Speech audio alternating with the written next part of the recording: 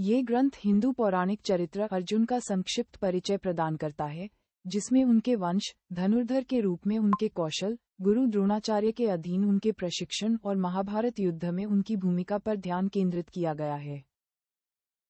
1. अर्जुन कुंती और देवता इंद्र के पुत्र थे, हालांकि उनके वैद्य पिता पांडु थे। 2. वह पांडवों में सबसे कुशल योद्धा और एक महान धनुर्धर थे।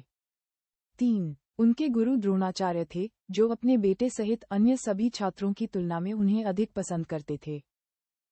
और 4. अर्जुन शुरू में युद्ध में अपने सगे संबंधियों और गुरुओं से लड़ने में हिचकिचा रहा था, लेकिन कृष्ण ने उसे अपना कर्तव्य पूरा करने के लिए मना लिया।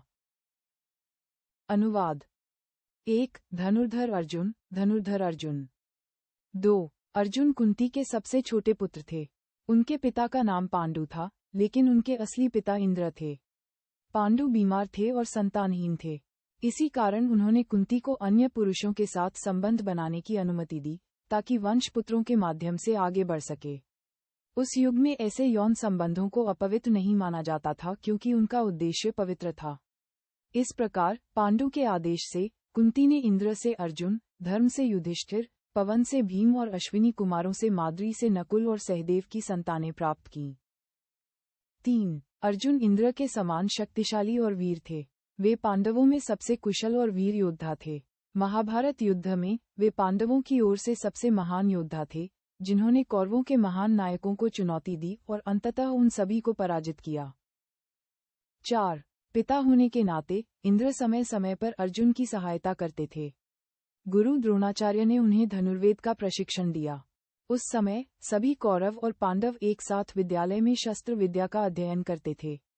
अर्जुन उन सब में सबसे बुद्धिमान थे। गुरु जो कुछ भी उन्हें सिखाते थे, वे उसे तुरंत समझ लेते थे और उसे तुरंत व्यवहार में लाकर अपने सभी साथियों को आश्चर्यचकित कर देते थे। यही कारण था कि कौरव उनसे ईर्ष्या करते थे। 5. गुरु द्रोणाचार्य अर्जुन को अपने पुत्र अश्वत्थामा से भी अधिक प्रेम करते थे। अर्जुन भी अपने गुरु के प्रति सदा समर्पित थे।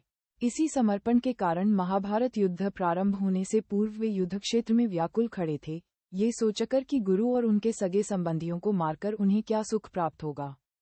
परंतु कृष्ण के उपदेशों ने उनके संदेह दूर कर दिए। 6. यद्यपि द्रोणाचार्य कौरवों की ओर से लड़ रहे थे, फिर भी अर्जुन का उनके प्रति आदर कम नहीं हुआ। जब भी वह गुरु के सामने जाता, वह उन्हें प्रणाम करता और उनका आशीर्वाद प्राप्त करने की इच्छा रखता। और 7. अश्वत्थामा और अर्जुन की गहरी मित्रता थी। दोनों गुरु के प्रिय थे और हमेशा अपने शस्त्र कौशल को निखारने में लगे रहते थे। एक रात गुरु द्रोणाचार्य और अर्जुन साथ बैठकर भोजन कर रहे थे, तभी अचानक दीपक बुझ गया।